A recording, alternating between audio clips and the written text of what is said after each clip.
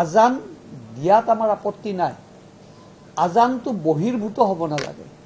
কাৰণ ইউপি 2020ত Afzal Ansari versus UP গভৰ্ণমেণ্টৰ এটা ভাৰ্ডিক্ট জাজমেণ্ট আছে।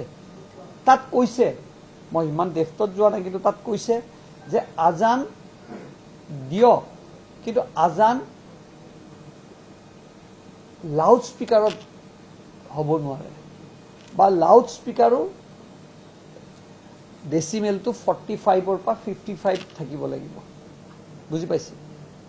তাৰমানে এইটো আপোনালোকক মই কেনেকৈ বুজাম, ইয়াৰ এটা যেনেকৈ আমি লিটাৰ আছে, ঠিক তেনেকৈ আজানৰো এটা পলিউশ্যন, নইজ পলিউশ্যন।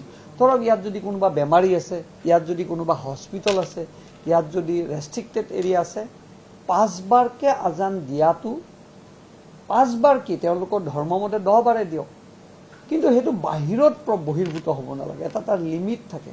সেইকাৰণে কালি বহুতে মোক এই কথাটোত বেয়া পাইছে, মই ধৰ্মটোলৈ কোৱা নাই, মই কৰ্মটোলৈ কৈছোঁ। আৰু আপোনালোকে এইটো কথা মনত ৰাখিব, আজানলৈ আমাৰ আপত্তি কৰিব লগা নাই। ইছলাম ধৰ্মত আজান হ'ব লাগিব, 5 বাৰ পৰে, 10 বাৰ পৰে, তেওঁলোকৰ কথা। খালি এইটোৱে সাধাৰণ মানুহক এফেক্ট হ'ব নালাগে।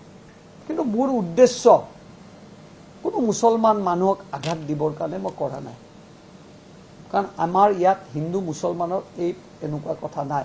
কিন্তু অসমত যদি তেখেতসকলে ভাবিছে ধৰ্মত জ্ঞান দিব লাগে, লাউড স্পীকাৰত লিগেলি মানে মেণ্ডেটৰী নহয়, লাউড স্পীকাৰতে তেখেতসকলে আজান দিব লাগে।